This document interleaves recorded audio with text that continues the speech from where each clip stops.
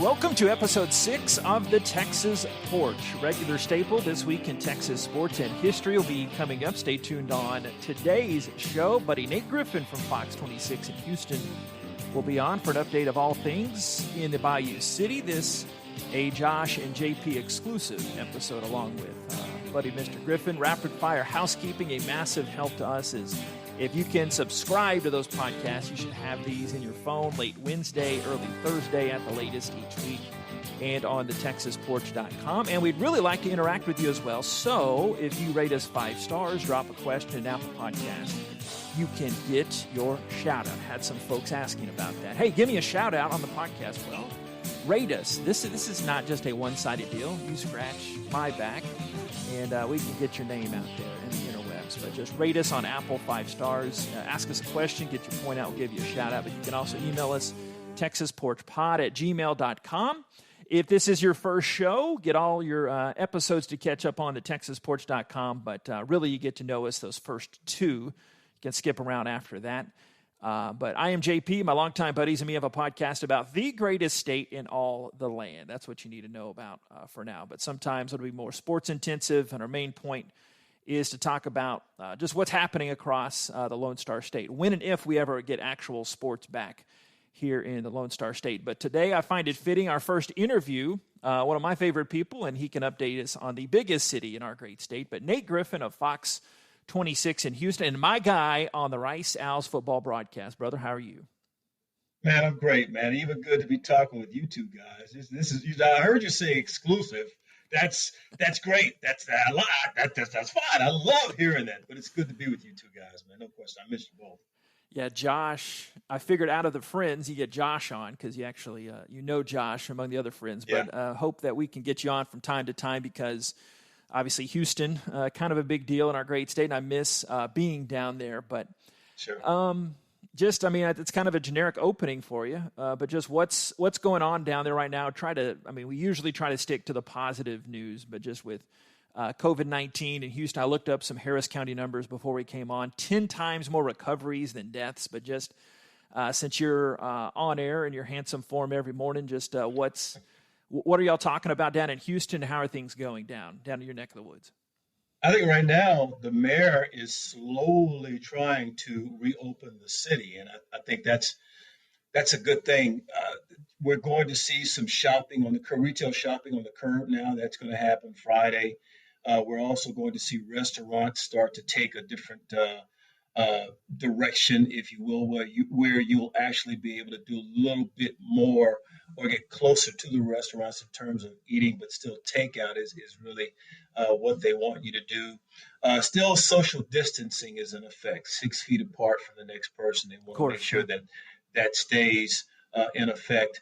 People getting back to work is the major topic. People actually want to go back to work. And I think the mayor is trying to figure out a safe way for people to be able to get back to work. We're also talking about sports in the city and how can we keep people safe. Major League Baseball considering options with 3 major cities, St. Petersburg, Arlington, and one other city I want to say it's out in Phoenix in regards to having Major League Baseball. So just a lot going on here and trying to figure out how to go about being safe in terms of getting it all done, JP. Yeah, and by the way, in my glee of seeing you again, Nate, I didn't properly introduce Josh. Josh is out here. We were yapping a long time before you came on, but Josh, how are you doing? We know and love Josh. Hello, Josh. Man, it's good to actually, I've got a voice with you now. I mean, I talk to Nate all the time at the games, but usually I'm not actually on air. So this is sort of being on air for the podcast with both of you guys. But man, I've missed adult interaction outside of some people in my work. So this is great. I can see y'all. I know you can't see the podcast, but seeing and talking to you guys is great. It really is. Only so much handsome allowed on one screen. We leave it down for the guy in Houston. But you mentioned Mayor Turner there earlier. So in Houston, I know, obviously, Houston, geography-wise, the biggest city in the nation. So even different pockets, because you're every time I open up, if I'm actually up as early as you, I see you're on all parts of the city. Yeah. But What are the city leaders saying, and what's going on there from the sense of you mentioned the morale of the people, and obviously they're anxious to get people back to work, but since there's so many different types of people and so many different areas in Houston, have you gotten a sense, is there one common theme, or is it just different throughout the big old whole city? I think social distancing has been the common theme. And now, Lena Hidalgo, the Harris County judge, is going to issue an order where everyone has to wear a mask for the next 30 days or until further notice. So there's lots going on here in the city in order to keep people safe, get them back to work, get them to restaurants, get them shopping again, where you can have some kind of a revenue generation of an economy flow. You have to keep people safe. You have to keep them well. And in order to do that, we're going to have the mask. Now, just because you have a mask and you wear gloves, that doesn't necessarily mean that you're safe if you're not social distancing. So they're preaching that daily. They're giving us daily updates. Lost my screen there. They're giving us daily updates. And that's what I think people really like to see, just like the president does his updates, the mayor, Lena Hidalgo, they're doing their updates as well and letting everybody know as long as you do what they're asking you to do. And that's pretty much been the narrative. Social distancing, stay safe, stay at home. The stay at home order has really been effective in being able to keep people safe. And as they say, meet the curve, keep those numbers down in terms of the sickness with the virus. So it's really important. In my chats with people, I talk to lots of athletes during the course of a day, week, month. My last interview was with a high school quarterback who talked about, and he's a really good quarterback. We're going to hear a lot about this kid, Northside quarterback. The one thing that he's been doing is staying in. We're trying to get his workouts in when he can with his coach in a field somewhere. Now what's happening is because the parks and the fields have been closed off, it's harder to get those workouts, but you have to be able to stay positive. If you're a student and you're trying to graduate, that changes too for the kids. They won't go to a traditional graduation. All those things are changing. I think that's a little bit in the back of their minds, but I guess the positive thing is that we eventually know that this will be over. Mm-hmm. We got a lot of sports talk coming up too with you, but one last thing on the news front. How is the medical community doing? And I've heard off the COVID situation, I've got a friend who's taking his wife, still getting cancer treatments down at MD Anderson. And thank God she's doing great, his wife. But, life still goes on. So the initial concern about COVID-19, it feels weird, by the way, talking news because we're always talking sports together. I like broadening our horizons. But yes. The important stuff, obviously. But just what is everything going okay with the medical community down in Houston? Because I think can't say that it is. Okay, it's not. I can't say that it is, but it's not as bad as it could be. I think the reason for that is because you want to make sure that people are tested. They've opened up more testing centers in the city so that people who don't have symptoms can go and get tested. So you really don't know if you have coronavirus or not, or if you have had coronavirus or not. The only way you're going to know is if you go and get tested. So an area like Houston, city of Houston, 2 point whatever plus million people, then you have the surrounding areas in Houston, which takes you to about 5 or 6 million people. It's hard to know exactly how many people have had coronavirus, how many people have coronavirus, have not actually experienced the symptoms of coronavirus. That's the other thing. I could have it, but may not be experiencing the symptoms. So those are things that we're concerned about right now. And I think the idea of being able to have, for everyone to have masks, right now, when I do a news report, I cannot show my mask. I can wear my mask, but I can't show it. I have to cover my mask up because they want to use those N95s for the medical community and for people who really need them. Really? So it's really interesting. Now, my job, in deference to Fox 26, is to take care of my family. I have to make sure that my family's safe. I cannot come home with the coronavirus. That is a no-no. So I have to do what is necessary to protect me in my family. So the one thing I do, I wear my N95 and I cover it up. That's a concern too. Can enough people have masks? Now, the other concern is the educational piece. A lot of kids in the Houston area don't have computers. Mm-hmm. How do you handle that?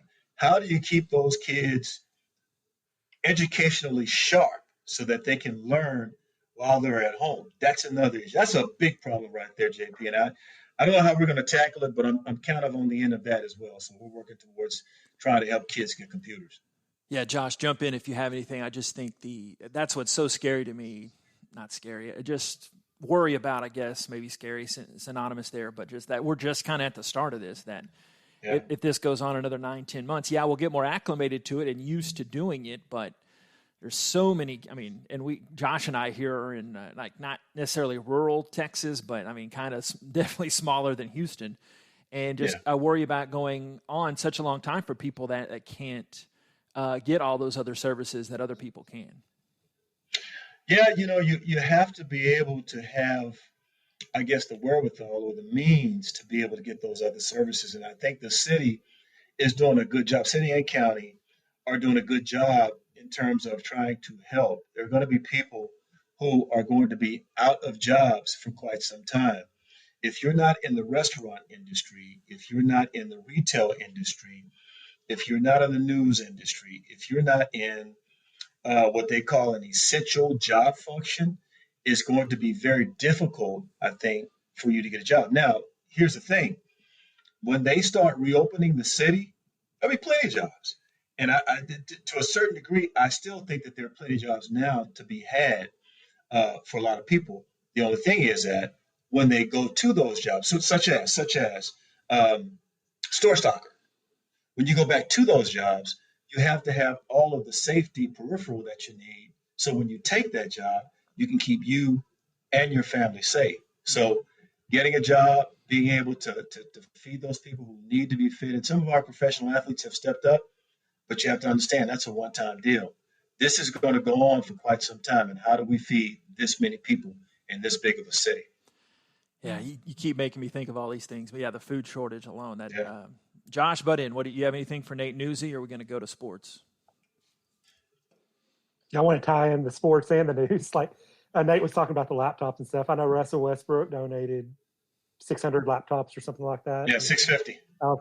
650, yeah. And Alex Bregman and Justin Verlander had done the food thing. Like Nate was saying, that's great to start off with, but eventually they're going to keep on and keep on. And at some point, even, millionaires lose a little bit of it. But it is good that they've been doing stuff like that for the community.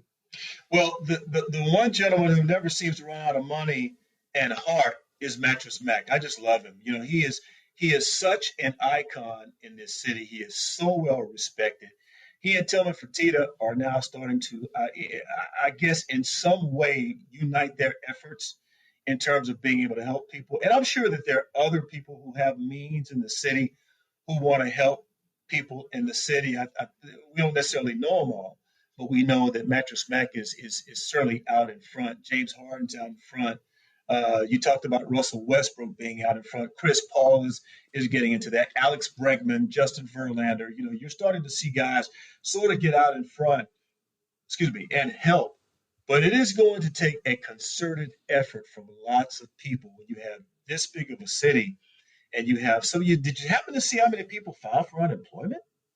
To the millions. Mm-hmm. So think about how many people live in the city of Houston and how many people are going to be out of jobs if they don't have an essential job. That's going to be very, very difficult, I think, to bridge. But again, Mayor Turner, Lena Hidalgo, they have done a good job in terms of leadership and being able to somewhat bring the leaders together so that they can help the folks here in town. Good segue into sports. And now that we're going to, we always want to take things seriously, Nate, but we do this every show. And is it now time to grab the popcorn and the... Yeah. This is soda too. We're recording this course. In the afternoon. We don't want people think we were too lazy and derelict, but I didn't want to say. I just knew I knew what that meant. I knew that stood for. It's time now to grab the popcorn, potato chips, kick back and listen. Yeah, we got a streak going. We got to talk about that. But good segue into the sports side of things. And you touched on talking to that high school quarterback and the long range UIL ramifications. I was talking to a buddy up by Dallas today, and he does this sort of things, podcasting, broadcasting. And he brought up an idea. And I'm not saying this is gospel or that's what it's going to happen, but maybe like a 5-game district schedule. So if you talk to any coaches there around Houston, like what could happen, and we'll get into our side of things on the college football side of things and Rice and how it impacts Texas colleges and beyond. But have you heard from any coaches about, and hey, preface this is all scuttlebutt, just two buddies here out on a porch talking, all that good stuff. So what do you think happens? And Josh and I have had these separate off podcast talks, but what happens with high school football first? Because, hey, newsflash, in Texas, high school football is kind of a big thing. So it's kind of a multi-layered 27 question, but what do you think as far as the UIL sports and specifically football is concerned? It's really hard to say right now. I think coaches want to do something. I just don't think they know what they want to do. First of all, you want to get your cleats back on the grass. And I know a lot of these guys are trying to figure out, when can I get my guys back on the grass? That's the most important thing, without generating COVID-19 throughout my team. You heard Mike Gundy about 2 or 3 weeks ago talking about, Oklahoma State and saying that all but a few of his guys are healthy. Well, what about the few who aren't healthy? So those are the ones you want to look out for. Those are the teams you have to be very leery of and careful about if you're a head football coach. It's almost as if everyone at this particular point in time has something wrong with them. It's kind of, I'm looking at you guys, and you guys are two of my best friends, and I'm thinking, well, I can't go near them, right now, because they're toxic. It's kind of, I'm toxic. People are thinking, well, you're toxic too, so we can't go near you. It's the same way with a football team. How do I gather those guys? How do I put them together in a room or on the field? Probably easier to do it on the field. But how can I put them together in a room to get dressed for the field if one that I don't know about is sick? Mm-hmm. How do you do that? And they're also talking about, extending the season to start at a later date. Those are possibilities as well. I got to say this, and I know this is too early for me to say. I don't like speculating like this. But, man, if we don't have football, it's collegiate football, NFL, high school football. Think about the revenue that is generated from football, just the revenue alone. And I know Fox has not a toe in the water. They got an elbow in the water when it comes to football. So you need those revenues. Those revenues sustain our economy. And I'm just a little curious as to how this is going to work, JP. I know I kind of went off on a tangent there. No, it's good. All of this is kind of mixed in together. Yeah, Josh, I don't know how I know you'll be honest with this because our off podcast chats and text, like kind of paralleling with what Nate said about Coach Gundy. I know this isn't the Oklahoma porch, it's the Texas porch, but he kind of, when he said all that, and for those that don't know, he just said he wanted to get back on May 1st and doesn't see why we can't get it. The real truth's not out there, blah, blah, blah. And he said the media's not reporting. He went a long rant about it. But again, Josh, I know we differ slightly in this, but maybe we don't. Like, what do you think? Not what just Gundy said, but our football coaches and specifically UIL, they want to get back sooner? Or is this a superintendent's question? Josh, what do you think? It's up to the superintendents. The athletic directors and coaches give their input, but they're not the ones that make the final call on if they're going to be playing and stuff. The coaches obviously want to get back as soon as they can, as safely as they can. I don't know. There's just all kinds of hurdles you have to clear one spot at a time. Say Lufkin decides they're going to go start practicing. Lufkin's in a district with 7 Houston area schools, so if they're going to be playing anybody and Houston's on shutdown, Lufkin, the news is they're not going to Houston to play if Houston teams aren't playing. So there's going to be somehow, now they're trying to coordinate workouts with players and stuff. Nate was touching on it earlier, just so they're not totally out of shape when they come back. So you do that and they'll get hurt when they come back. So first they have to, coordinate everything now where they're not around. If it comes back around where they can come and work out with each other, you have to clear all those hurdles of what you have to do for that. And then, like I said, Lufkin's just out here on their own in the middle of East Texas in terms of size of school. So, they're playing with Magnolia West, Splendora, schools like that. So if the Houston area is not going anywhere to play, then, UIL is not happening. So it's a statewide issue, much more so than a local issue. Yeah, Nate, it's not going to be one pocket. I mean, don't you see this? I mean, Josh was right in everything he said and thought, but it's going to be a UIL decision. I couldn't see some districts playing and some not. I mean, you've covered high school football forever and a day, going back to your Southeast Texas roots. But, don't you think? Because I could not foresee, like, Northeast Texas playing and South Texas not, or Houston not playing but Dallas is, right? What do you think?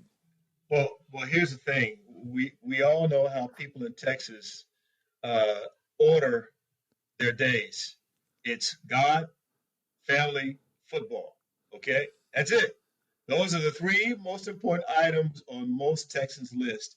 So I think that the UIL as a whole is going to find a way to satisfy a very complicated situation. And it is a very, very complicated and complex situation because you've got the revenue that needs to be generated, but then on the other hand, you got to keep people healthy. And then you have a schedule that you have to meet. And you don't want to go too far into that schedule because now you're bouncing off baseball. Now you're bouncing off basketball. It's just a whole contingent of different items that you have to look at to try to make sense of all this.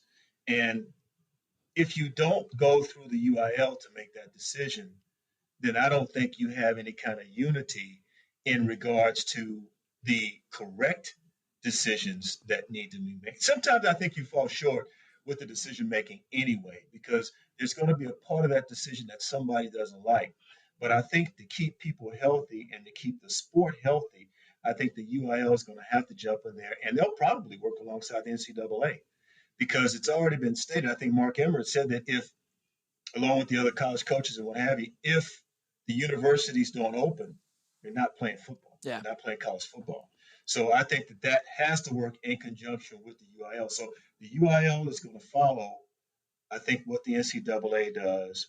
NCAA is probably going to follow what professional sports. And keep in mind, and I know we're going to eventually get to this, but this is a tease to that. Mm-hmm. The Thursday before we were supposed, and I say we, I was part of the Roughnecks broadcast team. The Thursday before we were actually headed to New York to play the Guardians, that's when we received the message, you're not going. Mm-hmm. Because of what happened in the NBA the week before, what the NFL decided to do, and the XFL decided to follow suit. So I think whatever the NCAA decides to do, I think the UIL will look at that, and they will probably execute their plan uniformly. It's like we've been broadcasting together before. That's a great segue because the impact of college football, by the way, just the radio guy in me. This is Nate Griffin of Fox 26, if you did not already pick up on that, buddy, down in Houston, updating us down in the great city. Full disclosure, Nate and I do the Rice broadcast, but we still love college football. There you go. You get the swag I don't even get, Nate. But Josh, you know this. Nate's always asking for the free stuff, though. He gets it. Hey, you got to ask. You got to shoot your shot, right? You get it. Hey, if it's free, it's me, right? That's what we say. Isn't that what we say? If it's free, it's me. That's what we say. I'm not going to lie. That is definitely a Nate catchphrase.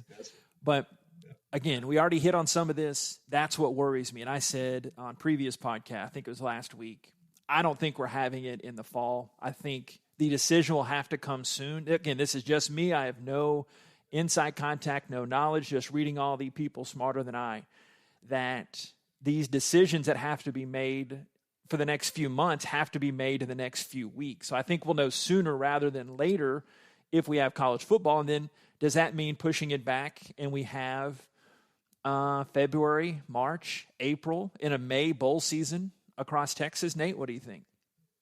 You know what, JP? We can have football year round. I was kind of liking that idea previous to COVID-19. Didn't quite work out that way. Um, but I will tell you, you I think you had an interview with Mike Bloomgren, the head football coach at Rice University, just last week. I did, yeah. I talked with him, yeah. I talked with him about 2 weeks ago for Fox 26, and he said that we have to wait for a decision from people a whole lot smarter than him. But I will tell you the one thing that he kept on pounding on was the safety of the players. And if you listen to Bill O'Brien, head coach of the Texans, same thing. Got to have everything worked out. Got to know that we can hit the field safely. Nobody gets sick, or you minimize whatever ailments people are going to probably gain as a result of playing close together. You got to know, and I think there's some experimentation being done right now. I'm sure they're looking at all kinds of ways to keep people safe. I know Major League Baseball is looking at that because that's why they decided to go with those three cities and isolate those players so they can attack the problem. And I am sure college football is going to look at that. They're going to try to follow that model. The NFL is going to look at that. They're going to try to follow that model. NBA is going to look at that. They're going to try to follow that model. Whatever happens with that, that's what's going to probably fall down to the UIL. I just think that they're going to wait until they can find out how this actually impacts us when we're in a group setting. And when we find that out, I don't know. I don't think you can wait until they finally find a cure. I think you have to get started long before that, because if you don't, that's really going to hurt our economy.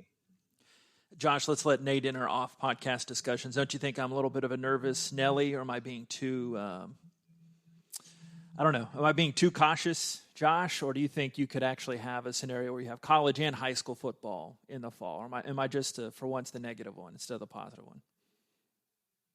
Are you usually the positive one or not? I thought so. Yeah, usually he is. Usually, come on. Okay. We talked about it. I see, honestly, I see the pro sports with more of a possibility than college. Yeah. Because they can isolate those more. Like Nate was talking about the different locations that you kind of isolate people. I think that's much more complicated for college athletes to go put them in not their own city. So I think pro and college are working with two different things. And to that effect, high school is working with a different thing too, kind of the same effect, because high school, you're not Rice, you're not going possibly to Old Dominion on a Thursday night or all the way across the country. High schools don't. So if they could somehow, high school has a little bit more wiggle room, although talking to coaches here, they've said, like Nate, that they're going to follow the NCAA direction. So I see pro sports being much more likely, with NFL being, it's a little bit more complicated for NFL than it is for NBA or major leagues, just because, there's at least 50 or 60 guys that are in such tight quarters, such a contact sport that I think it's a little bit tougher to keep those guys to assure health, as opposed to, baseball, where you're close to people every once in a while. But I just see them all having different kinds of issues and working their way through it in different ways. I know you were saying they'd have to make the decision in the next couple of weeks, which I don't know if they will, but I'd like to kind of take Nate's idea and wait till maybe at least June, July, early July. I know you can't wait any longer than that, just to see where the landscape is right there. Because, if we're still in the same boat that we are right now in June, then I don't think there's going to be any way around it. But hopefully the optimist in me says maybe this will, that curve will start going down a little bit. And then they can make the decisions. But it's just complicated for all the processes, especially when you're taking amateur athletes as opposed to professionals who are getting paid well. If they're going to isolate those guys, they're getting paid, even the least paid, $500,000 a year or something. So, they want that paycheck. Whereas the college kids, jokes aside, they're the student athletes. Well, I'll tell you what, here's the other thing. Did you know that the NFL plans to release their schedule early May? Early May. Yeah. I'm glad to hear that. I really am. I just hope they know something that I don't know in regards to safety, because I am with you both. I just think if they haven't figured out with the social distancing how to keep us safe, how to play that sport without getting guys sick, man, once again, I don't want to be a, what is it, Susie Downer? I don't want to be a Susie Downer, but I'm just saying, it could be a little longer. So I'm really, really motivated, and I'm glad to hear that the NFL is going to move forward with their date. I know the Dynamo, they were looking at it, and MLS, Major League Soccer, they were looking at possibly also talking about a May time frame. I don't know if that's going to happen, but I like the idea that they want to ramp it up, and I think we need to ramp it up. I think you can't let this COVID-19 keep you down. Although you don't want people to get sick, but I think that you have to look at the positive of it. People are going to need motivation. People are going to need to be inspired. They stay in their homes any longer, they're going to go stir crazy unless you're working in your home. And even if you're working in your home, the space kind of gets tight, becomes very confined after a while. So you got to find ways to stay entertained. And I hope that you guys are working out and exercising and talking and doing all those things that keep you healthy, because you're certainly going to need it. But I think I just hope that it happens. JP, as you mentioned, later in the year, maybe in the fall, later in the fall, and that idea has been tossed out. I sure hope it happens. I really do. Again, we're going to move on. We're going to talk some Texans here, but I just think you and I are calling football games in the spring. I think that'll save the face. I think they'll get something figured out, and then that has that balance of waiting. We'll know a lot more by then. But all right, Josh and I, as you well know, so this is kind of carrying our off pod talks here on air, so to speak. We're long-suffering Cowboys fans. We're comfortable in our misery, but much respect to the Texans down there, and you follow the Texans really close. I thought about this a few different ways from different contacts I have. Okay, let's break it down. Who do the Texans need in this draft? Who do they need? But by the time most people listen to this, the Texans would have already picked their allotment of 6, 7 guys, whatever their choices were. So what do they need to do in the draft? Since they were pretty close last season, and I know we'll get some of the offseason firestorms in a second with Bill O'Brien, but just draft specific. Obviously, I think, and I try to keep up with them as much as I can. They need, offensive line. That's the number one thing. But just in your dream scenario, if you're drafting for the Texans, what do they need to get accomplished in this draft here? Well, I think you have to look at the picks. Number one, they lost a second-round pick in the trade here just recently, so they still have a 2. They don't have a 1. The DeAndre Hopkins trade? That was the Hopkins trade, right? Yeah. Right. They have a 2. They have 2 3s. They have a 4, a 5, no 6s, and 3 7th round picks, if I'm correct. Number one, according to Bill O'Brien in his press conference last week, a couple of things stood out to me. Number one, they're okay offensively. They feel like their offensive line is good right now. And what they need to do is sign Laramie Tunsil, left tackle, to a long-term extension. That's what he's seeking. Otherwise, they feel like they're in pretty good shape along that offensive line. Obviously, they don't need a franchise quarterback. They're good there, yeah. He's okay. They're good there. There you go. And in the trade with Arizona, they were able to bring in what they feel like is going to be a top-notch back for them. So we'll see how that turns out.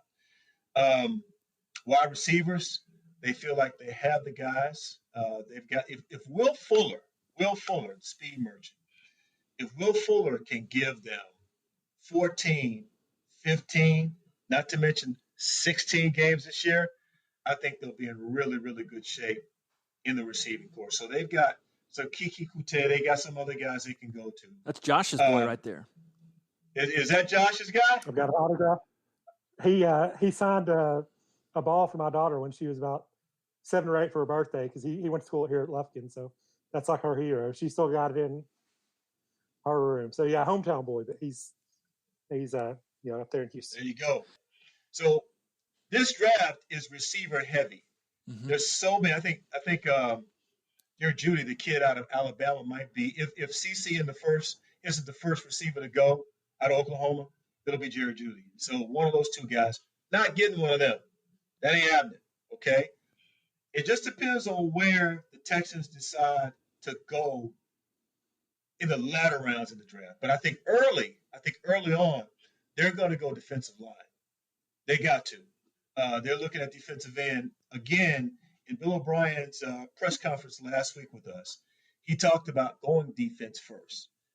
First pick in the second round, it's the 8th pick, 40th pick overall. He's probably going to go with a defensive lineman more than likely. Now, who could that be? It could be a number of guys, but the guy who seems to come up is Marlon Davidson, a defensive lineman out of Auburn in the second round. Good second round pick he would be. And I like the fact that this guy has SEC environment. You love those SEC guys. Well, with good reason. I think that's good. I think that's good for the Texans. I think they need that. They need a tough guy. But here's the thing. The other thing that Bill O'Brien said, he said that this is possibly going to be a veteran-type year. That means whoever they draft probably will not play that much. Now, from what we've seen in the past, I've been covering football since 1989, what we've seen in the past, we've seen guys who, when they're young and they don't play a lot or don't play any, the only spot they really get an opportunity or may have an opportunity to play is what? Special teams. So if you're going to play those young guys, you bring them in, or some of them, to play special teams. So based on what I'm hearing from Bill O'Brien and what he said, defense is probably going to win that first pick in the second round, probably get a defensive guy on the defensive line. Remember, you lost DJ Reader to Cincinnati. That's right. Okay, so DJ Reader's gone. So you got to find a way to replace DJ Reader. You got J.J. Watt on one side. And remember, you signed, what's his name? 59. Can't think of it. Defensive end, linebacker. It'll come to me in a second. 59 is Whitney Merciless. Whitney Merciless. Yes, I don't know why I couldn't think of Whitney Merciless. Whitney Merciless. Remember, they paid Whitney Merciless the $50+ million in the offseason. He got a big deal. He got a big contract. So they're expecting leadership from Whitney Merciless. Don't know why I couldn't think of Whitney Merciless. And then, you have other guys who are going to have to step up. So I still think they'll look for a defensive end, a defensive help, a safety, and maybe a corner on the defensive side of the ball. And then you may be looking at some wideouts. Hey, here's one, on the other Nate. side of the ball. Here's a guy we've seen. They got Alex Magoo. Remember him at FIU? We saw him a few years ago. Yep. So I guess, I don't know, the Texans backup quarterback situation, maybe he could fight for that. But Randall Cobb, too. Speaking of our guy, Kiki, I think if Kiki Kuti could be like Randall Cobb, and he had some good moments for the Cowboys, but I think that would be a good offseason addition, too. So maybe even in a deep draft for wide receivers, maybe they don't have to go, and maybe they could concentrate on the D-line or like everybody. They need secondary these days. But well, they got about 5 guys that they can really go to. And the Carter kid, remember, he can return punts. You also have punts and kickoffs. You also have Kute, who can do the same thing. And so I think they're going to depend. I know that Deshaun Watson likes to go deep down the field. And so who's going to be that guy who he constantly goes to on the deep routes, other than Will Fuller? And obviously, we make that trade with Arizona. You're expecting good things. So we'll see what happens there. All right, you mentioned it earlier. Did want to get to this, that the XFL experience you had. It was only a partial season. I think you were an undefeated broadcaster, right? And then, that is correct. Yeah, you were the winning charm for the Roughnecks. But just I don't know, take this however you want to. Just your experience and observing the XFL, and unfortunately, it seems like, again, this is just my opinion. This is not Nate's opinion for anybody listening. Just it seems like with them not being able to sustain this, that it seems like we've seen the last, at least for a decade or a couple, of another professional football league to try to be a complement. Or am I wrong? Or could we see it in another 8 years, another 10 years? Just kind of take that where you'd like to, sir. Really a shame. Really a shame. I do believe that the XFL would have worked this time had it not been for COVID-19. It was well on the way. Good ratings, right? PJ, really good ratings. Yeah. Oh, absolutely. PJ Walker took that Houston Roughnecks team, and turned it into a dynasty early, in the infancy. And what you do? Oliver Luck, who was the president of the XFL, Brian Michael Cooper, who was president of the Houston Roughnecks, did a phenomenal. He worked with us at Rice. He did a phenomenal job. Both of them did a phenomenal job, and certainly Oliver Luck, in putting a league together of teams, 8 teams that had star power. And not only did they have star power, they had appeal. In fact, I think you're going to see the NFL adopt some of their rules. Remember the kickoff, you had one team lined up on the 30, the other team lined up on the 35. The receiving team lined up on the 30. I like that. That was good. And so, it's 5 yards apart. So that minimizes collisions. Take that and use it, NFL. That way you can keep guys healthy. That's what the XFL did. Don't remember any guys getting hurt. So I think that's something they could certainly adopt, JP. NFL's too proud, though. They're not like, even with the replay situation, it wasn't perfect, but the eye in the sky. I mean, you were at these games. It seemed like that was a good concept. Again, I know you and I have talked about it. I can't, we've done 100 games or so together. I hate replay. I wish there was no replay in any sport. If they're going to mess it up, if it's not 100% or at least 99.5% lockdown, why have it? But I think that was a good concept the XFL had, but I like the kickoff idea. So maybe over time they'll be able to kind of repurpose it. Hey, this is our idea, but it was really something the XFL. I don't know. Just ranting, old man. Well, the kickoff rule was great. Unfortunately, instant replay is a necessary evil because sometimes, you have to get it right. And I think with instant replay, we're probably more right than we are wrong. And while we may hate it and we want to use the natural eye, sometimes the natural eye is just wrong. And I think it's human error. To err is human, right? To err is human. And that's pretty much what you have. What I really want to see the NFL do is what the XFL did with social media. Let me see if you can get on the field with the NFL guys and talk to them after a play. That'll be interesting to see how they handle that, because the NFL has never done that. They've never allowed. Yeah. Absolutely. They've never allowed that kind of access where you actually hear the play being called. You actually hear the coach talking with the quarterback about the play they want to run, and you hear the rhetoric going on between the two. So I really want to see that. And then you also catch the guy coming out the field who dropped the ball, on maybe a third and 5. He dropped the pass. And then there's a reporter in the space. What happened on that play? What happened on that play? What do you mean what happened on that play? I dropped the pass. That's what happened on that play. I would love to see the NFL do something like that. I guarantee you it would make for some real theater, because, those guys, especially the veterans like Tom Brady, by the way, how about, I got excited there. How about Gronkowski getting traded to Tampa Bay for a 4th-round pick and something else?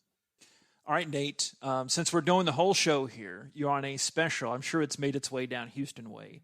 A very famous segment we do each and every week. On this date or this week in Texas sports and history. So coming up on Friday, April 24th of 1994. I remember this one actually pretty fondly. David Robinson scored 71 points in the regular season finale. Remember, he was in that scoring duel with Shaq, and I think Shaq had 40-something, and they knew that David Robinson needed X amount of points and went off. He had 71. I remember that one pretty well. I think that was a home game. I don't have it down who they were playing. April 24th. Back in 90, what was that, 94? Yeah, April 24th of 94 on Friday. Yeah, David Robinson. Okay, that was right before the Rockets began their championship run in the playoffs. I remember that because I was covering the Rockets that year, right before they got ready to get into that championship run. That was a fun year. Mm-hmm. Was that the year that Robinson got the MVP in front of Olajuwon, and so Olajuwon schooled him? Or was that next year? Yes. Okay, yes. We're talking the good old days now. Yes. In fact, I went to San Antonio to cover some of those games, and I remember Elijah Wan schooled David Robinson in the Alamo Dome. It was incredible. Yes, I do. Yes, you're absolutely right. Even I remember that. I'm jealous you were there. He had that move going back and forth. Yeah, he had him jumping up and down. So yes. I'm jealous you were there. Kelly Clarkson celebrating a birthday on Friday, turning 38. Kelly Clarkson, born in Fort Worth, April 24th of 1982. On Saturday, April 25th of 1838. Some history education for you, Mississippi guy here, Nate. But United States and the Republic of Texas signed the Convention of Limits. Why is that such a big deal? Well, it recognized Texas claims. There was some disputed territory, the Red River County up there in North Texas, and then kind of Josh and I's way in East Texas, Sabine County, the eastern boundary of Texas. Celebrating a birthday, Darren Woodson, born April 25th, 1969. He turns 51. Woody gave us a few good memories, Josh, before they back when they played football for the Cowboys, right? He was great. He's 51 now. That's making me feel pretty old because I remember watching him put some hits out there. He was a fun player for their good teams. Another Spurs note, sorry, Rockets guys, but April 25th, 1976, Tim Duncan, born in St. Croix, Virgin Islands. He turns 44 on Saturday. Off the sports beaten path, but down your way, Nate. Oscar winner, Katy native Renee Zellweger was born April 25th, 1969. She turns 51. So she's born the exact same day as Darren Woodson. They both turned 51 on Saturday. Oh, again, I did not set this up for you. Here we have a Houston show, and we're talking all Spurs, right? But on Monday, Ice, George Gervin was born. He turned 68. That's my guy, right? Well, I don't want to date you too much, but Nate, tell us about the days when Ice played. I watched him as a kid, JP, okay. Just so you know. I watched him as a kid while I was growing up. Figaro, that's what he had. But then I will tell you, since we're there, that I actually had a chance to play with George Gervin during my NBA fantasy camp days. Yes, sir. Awesome. George Gervin, Otis Birdsong, Bobby Jones, David Thompson. Oh God, how can I forget these guys? Looking for my basketball. Let's see. Did I say Bobby Jones? Yeah, JoJo, the late great JoJo White. Okay. Scott Wedman. Both of those guys with the Boston Celtics with Larry Bird. Let's see who else. I did say Otis Birdsong. Oh, Artis Gilmore, Alex English. All those guys I had a chance to ball with them when I could run up and down the floor and shoot threes. Uncle Nate, tell us those were the days. Those were the days during the NBA fantasy camps. And I got the ball to prove it. Here's some Houston love for you guys. On Monday, this week in Texas sports and history, April 27th, 1983, Nolan Ryan became Major League Baseball's all-time strikeout leader, breaking the record of, y'all remember this? Whose record did Nolan Ryan beat, and put a little bit of distance between that? Walter Johnson? Yeah, Walter Johnson. Okay, thank you. The Train, Walter Johnson? I don't know, but I know who Robin Ventura is. Yeah. Got his own history. Yeah, I think that could be the third straight episode of a Robin Ventura reference when he got the new. It's never positive for him either. Never positive. We'll try to make it 4 in a row next week. But on Monday, Monday, we'll live that down. April 27th, 1950, the Barker Texas History Center opened, campus of UT, today known as Barker Texas History Collection, named for former UT professor, but 130,000 books now, 30,000 recordings, more than 30,000 printed in manuscript maps. Wednesday, April 29th of 1856, a shipload of camels arrived at the Texas port of Indianola. Did you know Texas had a camel history? Not the cigarettes. Indianola, Texas? Yeah. Secretary of War Jefferson Davis had urged Congress to bring the camels from North Africa to help the Army in its Indian operations. And a lot of history and stuff. But so later, a couple months later, they set off on this caravan and the expedition stopped for a time in Victoria. The animals got clipped, and they made camel hair socks for the President of the United States.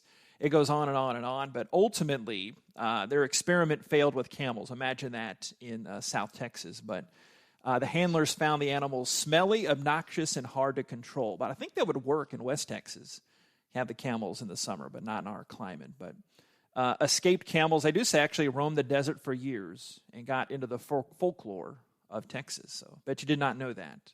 Thought that was funny. I didn't.